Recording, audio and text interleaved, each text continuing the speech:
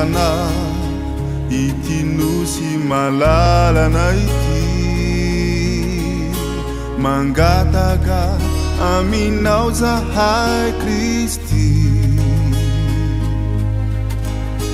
fa haoreny olana esory ireo fatorana zay mbola manefitranay iray amina. Eny ary ny conférence lehibe coronavirus sy ny faminaniana, coronavirus sy ny faminaniana ao amin'ny baiboly. Zany indray no arahanao ankehitriny ry havana eto amin'ity fahitalavitra ity ary saison 3 zao ao anatin'le conférence lehibe mitondra ny lohateny hoe menarana varahana. Fa ty saison 3 ty zany dia mitondra ny lohateny hoe coronavirus sy ny menarana coronavirus sy ny faminaniana. Zay no arahanao zao ka zao raha manaraka azy zany zao ianao zao am'izao arivo zao amin'ny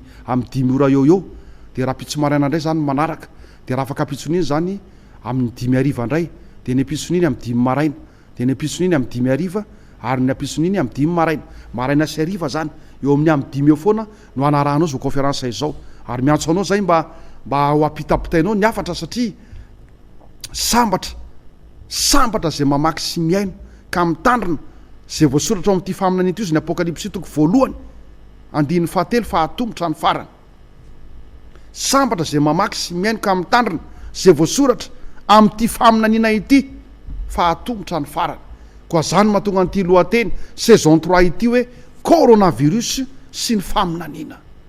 Tsika sendrasendra tompoko, tsy tampoka na accident fahatongavan'izao aretina izao fa efa hita efa aseho soratra masina ao anatin'ny faminaniana ary ny tena ao ambadika zao ny tena zava-doza amina tampo ny ao arina nyty toe-javatra arahantsika ity ny tena zava-doza amina tampo satria mbola ho avy ny loza fity farany ho avy ny tompo-kasehan'Andriamanitra ho amintsika tsirairay avy na tompo-kasehan'ny Satana ho amin'izay rehetra mandahan'Andriamanitra ary ny fiavian'i Jesosy eny amin'ny raha ollanitra. Noho izany zava-dehibe ny fandiniantsika ny faminaniana indrindra ny tena ambaran'ny faminaniana dia tsisa kory fa le menarana varahana Jesosy Kristy ilay nanainga ny tantara sy amarana ny tantara.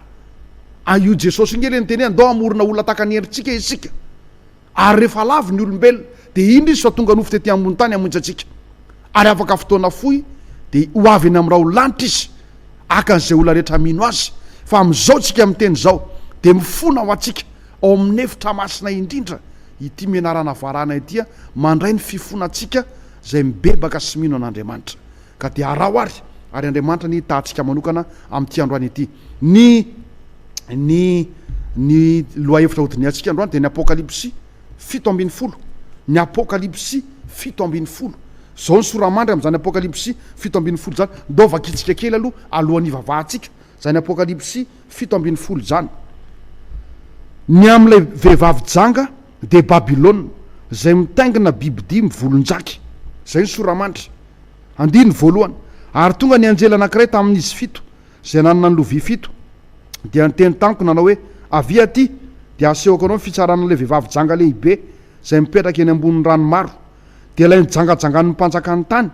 sady natao le ny divay fijangajangany ny ponina amin'ny tany dia netiny tamin'ny fanahy ho any anefitra ary nahita vehivavy mitaingina bibidia mivolonjaky feno anarana fitenenan ratsy sady manando 7 sy tandroka 10 ary raha vehivavy dia nitafy lamba volomparasy sy jaky ary niravaka volamena sy vatosoa ary perla sady nitana kapoka volamena teny an-tanany feno zava-be taveta dia ny zava-maloto momba fijangajangany ary nisy anarana voasoratra teo amin'ny andriny nanao hoe zava-miafina Babilôna lehibe reny ny mpijangajanga sy ny zava-be taveta amin'ny tany. Eo amin'ny 9 ary hoy izy tamiko ny rano efa hitanao zay hipetrahan'ilay vehivavy janga dia olona sy vahoaka betsaka sy firenena maro ary samy hafa fiteny 9 ary ny tandroka 10 sy ny bibidia zay efa hitanao dia ireo no ankahalan'ilay vehivavy janga ka hatsinotsinona azy sy ampitanjaka azy sy hihinana ny nofony ary andevina ny tenany amin'ny afo 9 ary raha vehivavy zay hitanao dia tanàna lehibe zay manjaka amin'ny mpanjaka ny tany. Zay zany nodiniantsika indray androany ka dia hivavaka isika. Tompoko Andriamanitra mahefa ny zavatra rehetra mandinika sy mandalina ny faminaniany zay Andriamanitra. Araka ny teninao hoe sambatra zay mamaky sy miaino ka mitandra zay voasoratra ny faminaniana fa atombotra ny farany. Ka ao anatin'izao confinement zao Andriamanitra, fiboana ny an-trano, ao anatin'izao toe-javatra manokana eto ambonin'ny tany zao, dia manana fotoana betsaka izahay andiniana ny faminaniana, andiniana ny fiafarany tantaranyity tany ity, ny fiavianao tsy ela itsony eny amin'raha ho lanitra Kristy. Ka dia arotsay ny fanahy masina Andriamanitra ampiteny ty mpanomponao ity, ary arotsay ny fanahy masina anazavany teny any a-tokantrano, any amin'ny olona rehetra zay miaino sy manaraka zao fandarina izao. Misaotra tompo malala. Amen. Eny ary arak'izany dia ny Daniela 7:70 no arahantsika amin'izao tsika amin'ny teny zao. Ny soramandry moa zany dia mampiseho hoe ny amin'ilay vehivavy janga de Babilôna zay mitaingina bibidia mivolonjaky. Ny sary asehony Apokalipsy eto zany dia zao, vehivavy mitaingina bibidia. Io le efa nianarantsika tany aloha rehetrarehetra tany, fa famitina na fanehoana amin'ny alalan'ny fomba manaitra sy mahagaga le efa manambarantsika teto fa tamin'ny andron'ny Genesis 7 nandavany olombelona Satana dia io ny zavatra nitranga. Niditra tao anatin'ny menarano Satana, ary Satana sy ny menarana indray mandava ny Eva, ary de Satana sy ny menarana sy Eva no nahalava ny Adama. Zany sary zany ihany ty ambaran'ny Apokalipsy 7:70 ty, de zao ndray vehivavy janga taingina bibidia. Ary ny vehivavy, dika le vehivavy janga ery amin'ny 9:20 de zao ny voalaza: ny vehivavy hitanao de tanàna lehibe zay manjaka mpanjaka ny tany. Ny vehivavy mitaingina bibidia tatsika ato amin'ny Apokalipsy 7:70 de tanàna lehibe eto ambonin'ny tany, ary manjaka ampanjaka ny tany ety ambonin'ny tany. Be de be ny filoham-pirenena sy mpanjaka ety ambonin'ny tany. Fa ty vehivavy ty zay fiangonana, fa nambarako teto, ny biby de manambara politika, bibidia, ary ny vehivavy ato amin'ny Apokalipsy de manambara fiangonana. De indro zany fiangonana mitaingina politika, indro fiangonana lasa mitambatra amin'ny politika no asehony Apokalipsy 7:70 eto. Ary le vehivavy aloha ty fiangonana ity de fiangonana spesiala, satria zao ny vehivavy hitanao ozy izy de tanàna lehibe zay manjaka mpanjaka ny tany. Ny akabeaza mpanjaka eto ambonin'ity tany ity zany de zao miatoraka eo amin'io fiangonana amin'ity fiangonana tsy fivavahana anankiray ity zay entin'ny Satana. Ary le bibidia nresantsika teo, bibidia de tsy isakora fa fanjakana ety ambonin'ny tany, ny politika ety ambonin'ny tany. Ka ny zavatra ambaran'ny Apokalipsy 7:70 de zao: melohany ikatona ny varavara-pahasoavana, melohany eviany Jesosy Kristy eny amin'raha ho lanitra, de hitambatra ho anankiray ny fivavahana sy ny politika eto ambonin'ity tany ity, hitambatra ho anankiray. Ary inona ny ataony ozy ianao eo amin'ny andininy faefatra de zao ny voalaza: ary raha vehivavy de nitafy lamba volomparasy sy jaky, ary miravaka volamena sy vatosoa, ary perla, sady mitana kapoaka volamena eny an-tanany, feno zava-betaveta de ny zavatra maloto momba ny fijangajangany. Ty fiangonana resana ato amin'ny Apokalipsy ity de zao tena fiangonana malaza, tena manan-karena, mpanefoefo satria araka voalaza zao de zao: raha vehivavy de mitafy lamba volomparasy maneho ny fiandrianana sy ny fahamboniny, zany volomparasy zany, sy jaky, miravaka volamena sy vatosoa sy ny perla. Raha ty ahitany volamena sy ny vatosoa sy ny zavatsarobidy eto ambonin'ity tany ty ianao, de ato amin'ity vehivavy ato amin'ny Apokalipsy 7:70 ty daholo no mitangorona ny volamena rehetrarehetra, ny arena rehetrarehetra eto ambonin'ity tany ty, ato amin'ity vehivavy ty, ty fiangonana ity. Zay Maria anao a fa mitaingina bibidia, taingina politika, ary amafisiko hatrany hatrany. Zany ny tantara-ambaran'ny Apokalipsy melohany eviany Jesosy eny amin'raha ho lanitra. Ho zava-doza ny zavatra hitranga ety ambonin'ity tany ity, satria zao izy mitaingina bibidia io de zao mitana kapoaka volamena eny ampelantanany, feno zava-betaveta de ny zavatra maloto momba amin'ny fijangajangana. Ny zava-doza ety ambonin'ny tany amin'ny andro farany de izao: fiangonana eo mitaingina politika mirafitra amin'ny politika lasa vatana anankiray amin'ny politika mampisotro zao tontolo zao mampisotro zao tontolo zao ny zavatra rehetrarehetra tsy azo atao mifanohatra amin'ny sitrapon'Andriamanitra mampisotro zao tontolo zao ny zavatra tsy azo atao mifanohatra amin'ny sitrapon'Andriamanitra feno zava-betaveta ny amin'ny fijangajangana ity ny rafitra farany ety ambonin'ny tany zany ny fandehan'ny tantara farany ety ambonin'ny tany de izao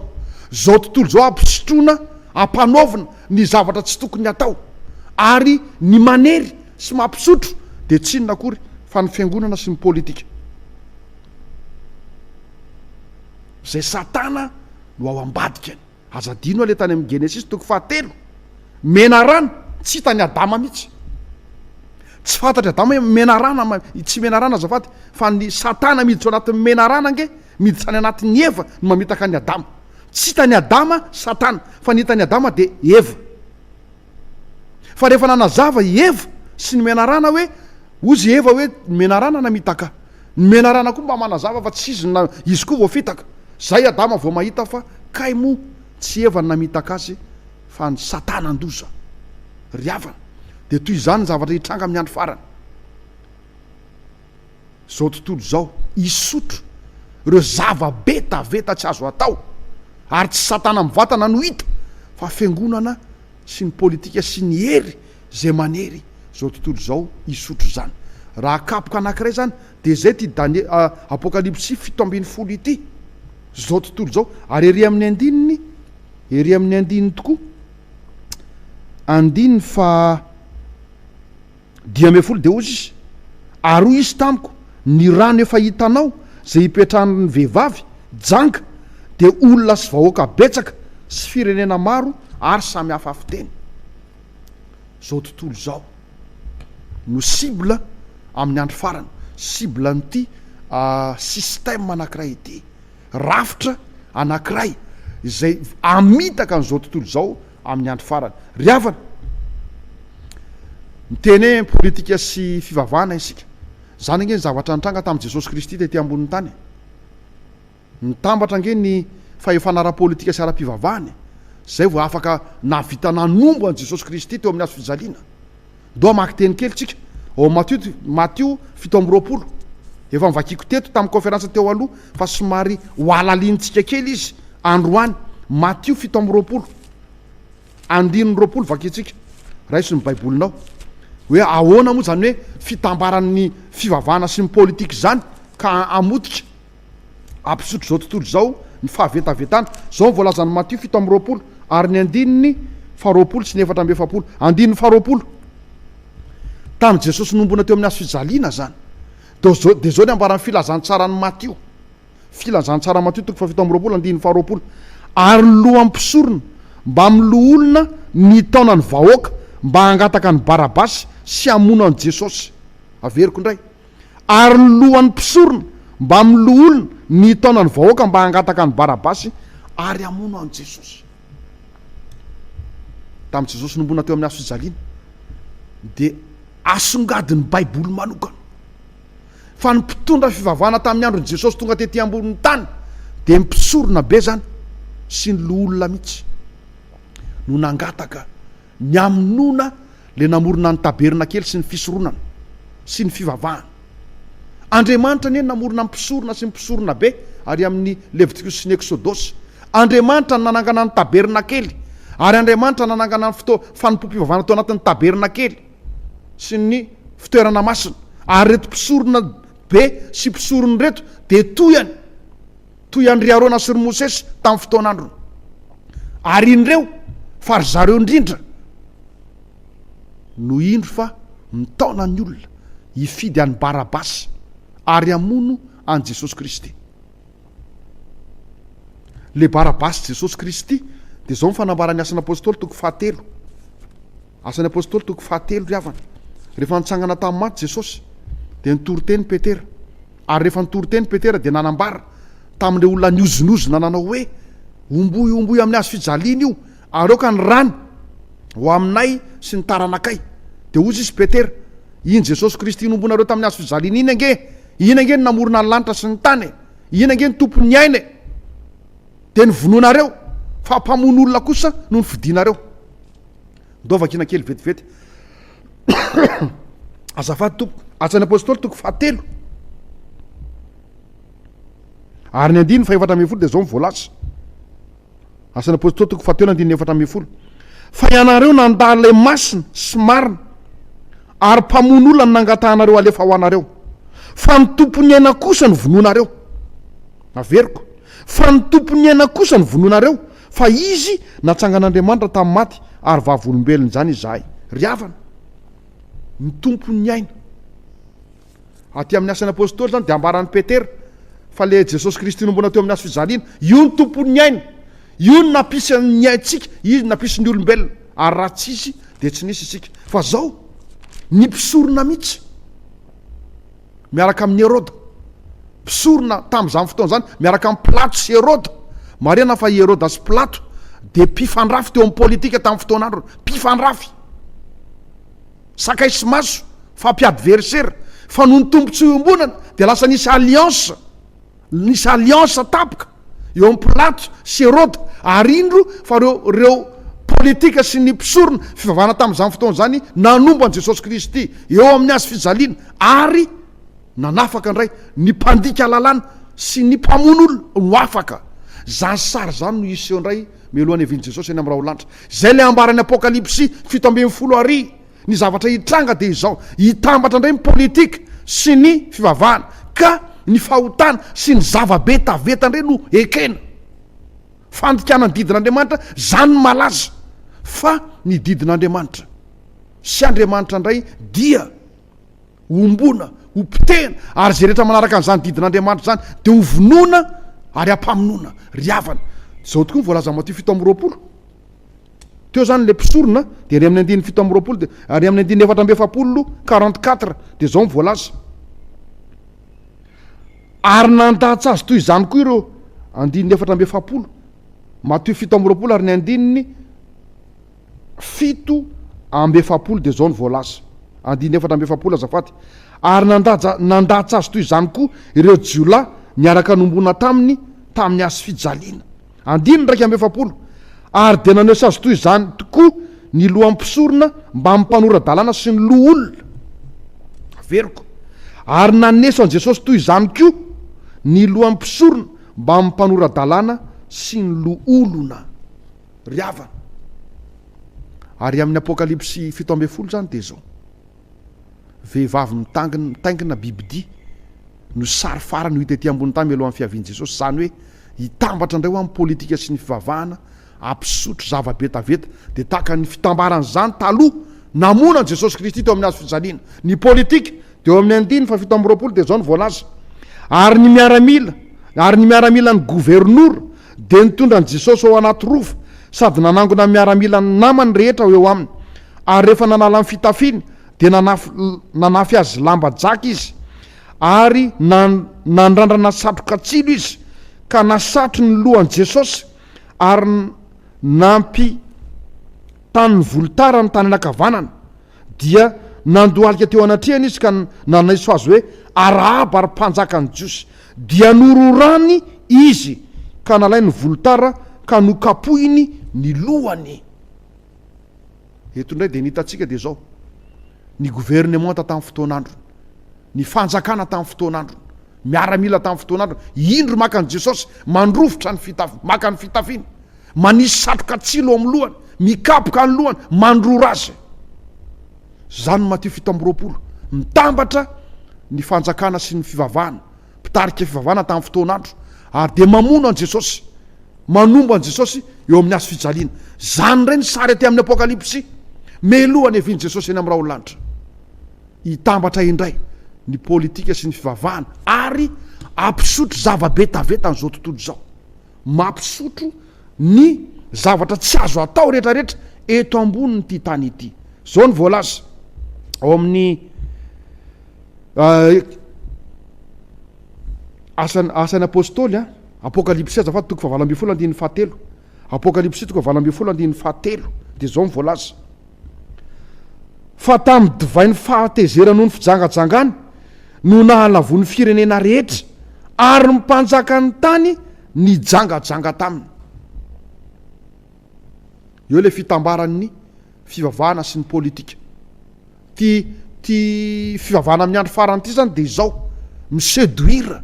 ny tena cible ny loha de ny mpanjaka ny tany ety ambonin'ny tany.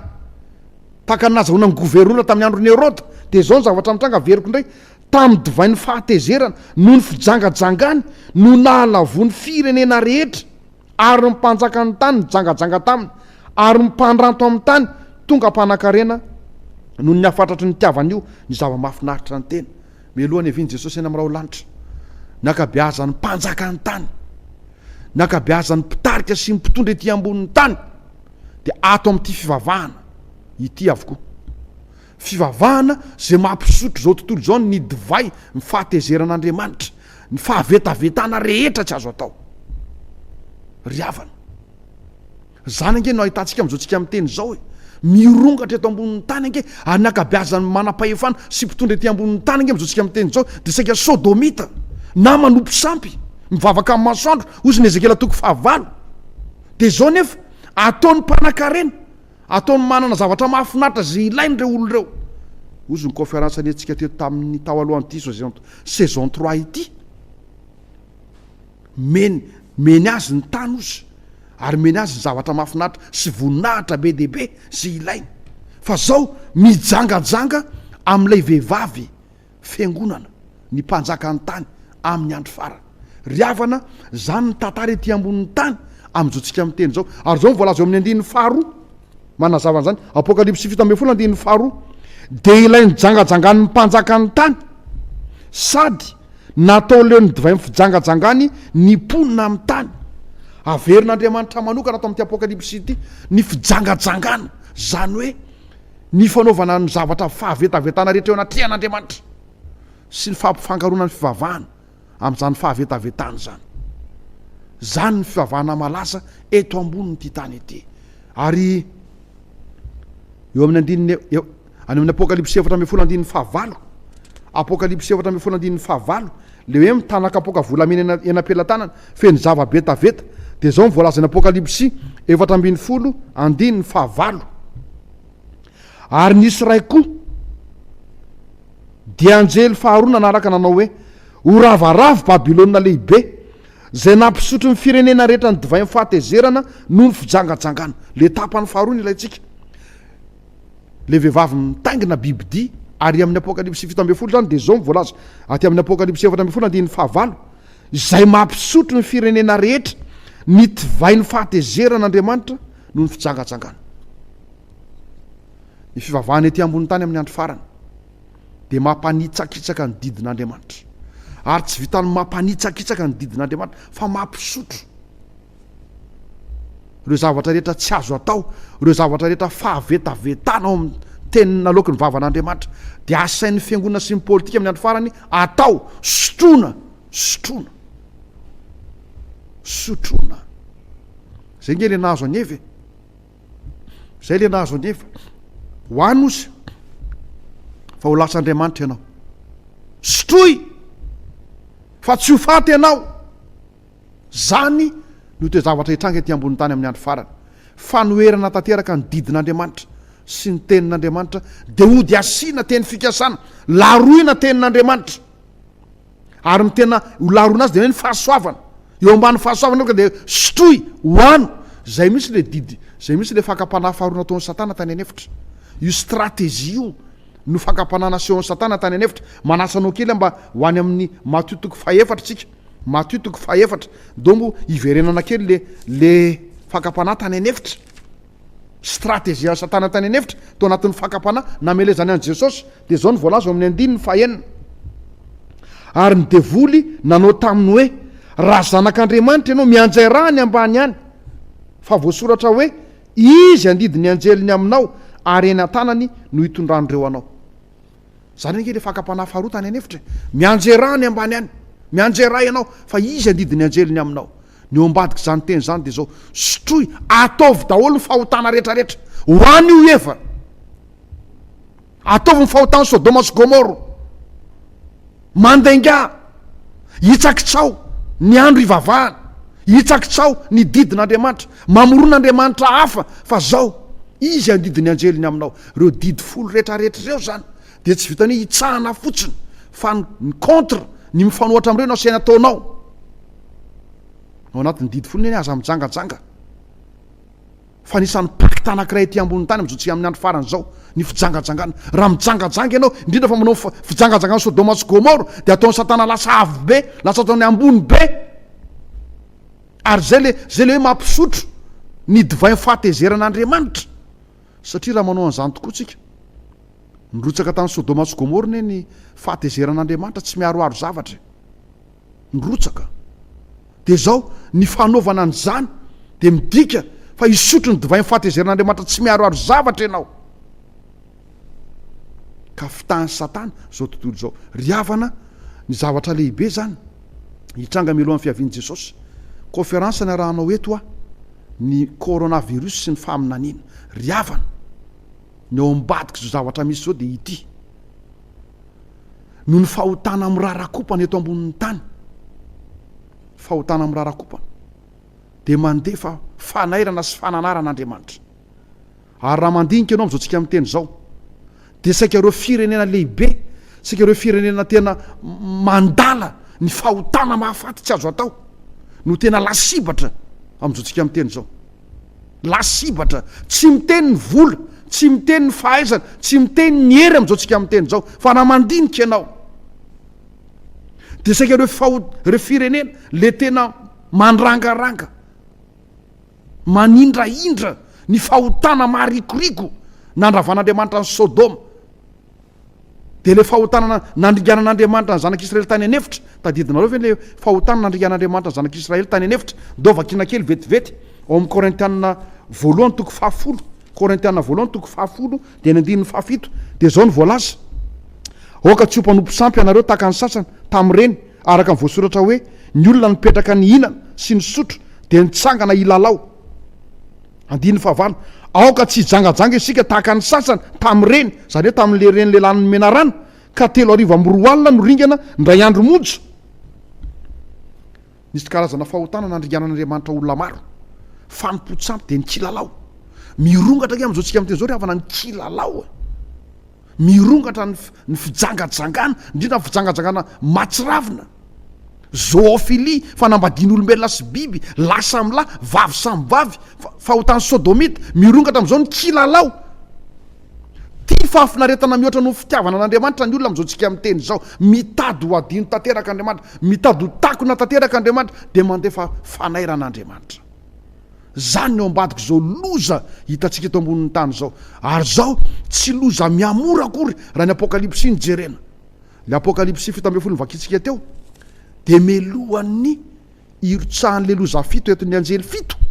no hitondranany Jauna hoe jerenareo loha zavatra hitrangany ambonin'ny tany, melohan'ny loza fito. Do averina vakina kely azafady. Apokalipsy 7 ny 1 de zao mivoalaza: ary tonga ny anjely anankiray tamin'izy fito zay nanana ny lovia fito, le loza fito farany io, de niteny tamiko hoe avia asehoko anao ny am'le vehivavy janga lehibe taingina biby, zay mampisotro ny firenena rehetra ny zava-betaveta riavana. Zany ny zavatra misy am'izao tsika am'teny zao. Ka manasanao ho avy Jesosy Kristy, manaraka ny zavatra misy, ny zavatra misy am'izao tsika am'teny zao riavana. Ao amin'ny Apokalipsy 12:15, Apokalipsy 12:15 de zao ny zavatra voalaza. Ahoana moa ty hoe mampisotro ny divay fahatezeran'Andriamanitra ty? Apokalipsy 12:15 de zao ny voalaza: ary lay menarana namoaka rano tamin'ny vavany toy ny rika, anaraka ny ravehivavy mba hindaosy ny rika izy. Menarano, le biby dita ary amin'ny Genesis, namoaka rano tamin'ny vavany mba amelany eva. Io ihany koa le ty amin'ny Apokalipsy 7, amoaka rano amin'ny vavany, amoaka lainga andray Satana, ampisotro zao tontolo zao rika, rano, divay fahatezeran'Andriamanitra, divay fijangajangana ozy ny Apokalipsy 7, ho ampisotro ny Satana ndray an'izao tontolo zao ny lainga sy ny fitaka zay fa nanaovany hatramin'izay. Ry havana, manararoatra n'izao coronavirus zao zahay, mitondra ny soratra masina sy ny faminaniana, ary manasanao ao anatin'izao 9 minitra farany zao mba handinika ny tenin'Andriamanitra isika. Zao ny voalazan'ny Jérémie 1:20, antso ny fomba filazan'ny Jérémie ty Babilôna lehibe ty Apocalypse 7:10 ty, de zao ny voalaza ao amin'ny Jérémie 1:20, mantsira hiala amin'ny Babilôna ianareo, ary samy mamonjy ny ianareo avy, oka tsy voaringana noho ny fahotany ianareo, fa izao no andro famaliany Jehova no amaly. Zany ny antsony Jérémie mpaminany ny fameno ny soratra masina. Efa nampahitanany Jérémie zao zavatra ataony ary amin'ny Apocalypse zao, fa ato amin'ny Jérémie ny antso de izao, mantsira hiala amin'ny Babilôna ianareo. Ry havana, mirongatra amin'izao tsika amin'ny teny zao ny fanompo-tsampy, mirongatra ny sarivongana, mirongatra ny adalana zay tsy azo atao rehetrarehetra. Ary zao kapoka volamena le tany ampelatana le vehivavy janga volamena, zany hoe reo zava-betaveta tsy azo atao ety ambonin'ny tany de atolotra amin'ny fomba manokana, amin'ny fomba malaza, amin'ny fomba tena mirentirety, ary de lavo avokoa zao tontolo zao. Mirongatra nge am'izao tsika amin'ny teny zao ry havana, amin'ny fitanjahana. Manasanao kely vetivety ao any amin'ny Filipiana 7 am'izao tsika amin'ny teny zao, Filipiana 7.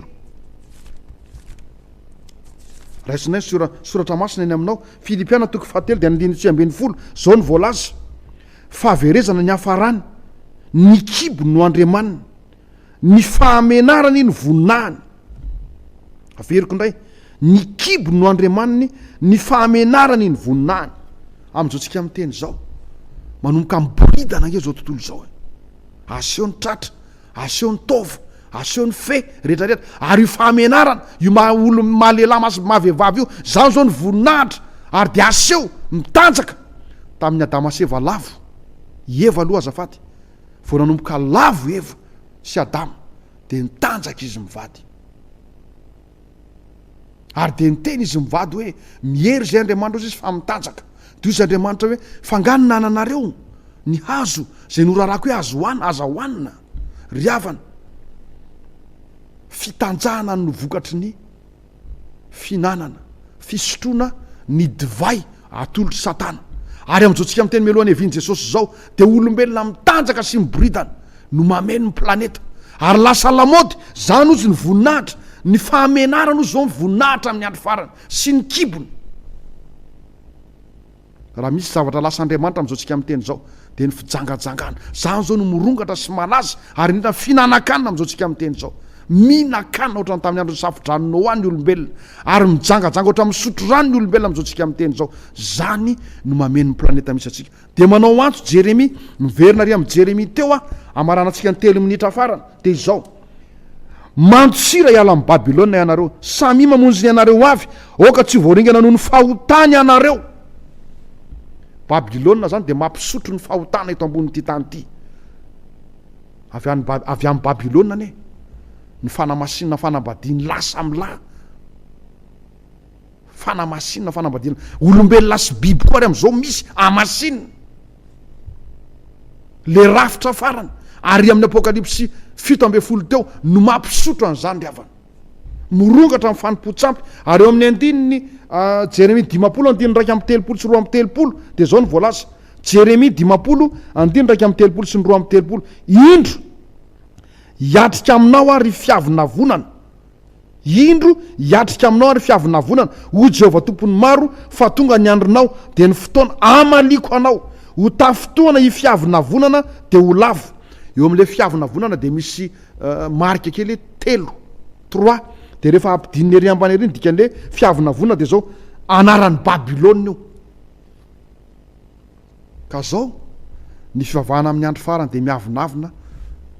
manoloana ny tenin'Andriamanitra, miavinavina amin'Andriamanitra, tsy miraharaha ny didin'Andriamanitra, tsy mirarahan'Andriamanitra, fa manindraindra kosa ny fahotana sy ny faharatsiana. Ary de hoy izy Andriamanitra hifanatrika aminy ahy, ka ny antsy farany androany de zao: mantsira ny Babilôna ianareo, ozy ny Jeremia toko faraika amin'ny 50 fa enina mantsira ny Babilônia areo ary ny apokalipsy 7 dia manamafy an'izany antso zany ary zay ny amaranantsika tanteraka ty androandroany ty apokalipsy 7 dia zao ny voalaza nareo feo ray avy tany an-danitra manao hoe miala aminy anareo ry oloko mba tsy ombona anareo ho taminy ary mba tsisy ahazo anareo ny loza manjo azy fa ny fahotany Babilôna efa mitehaka amin'ny lanitra. Ny antso zany amin'ity androany ity dia zao miala am'izao fahotana mafaty manenika amin'ny planety zao tsika riavana be dia be ny olona miteny hoe efa tsy izy tsony io didin'Andriamanitra io efa eo ambany fahasoavantsika zao tsy izy tsony io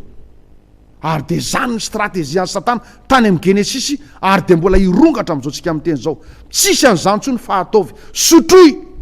fa ho tahaka an'Andriamanitra ianao ary tsy ho faty ianao izy mantsy anieva dia irongatra izany. Ny fitahin'Andriamanitra eo amintsika tsirairay avy engane be dia be ny bebaka engane tompoko be dia be ny manam-pahefana mpanjaka ny tany ny mpanranto zany hoe ny mpanao business ny miliardera sy millionnaire zay tafiditra ao anatin'izany zavatra zany ny vahoaka tsotra engane ho be dia be amintsika ny hiala sy hivoaka tao mba tsy ombona ota itsony amin'izao tontolo zao ary mba tsisy azo atsika ny fahatezeran'Andriamanitra zay tsy miaroaro zavatra hivavakytsika tompoko vavakytsika misaotra anao zay Andriamanitra no ny fitahina sy ny fitantananao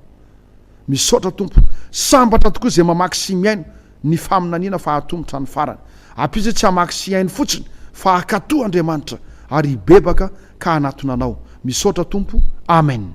Sedra olana ity nosy malalana ity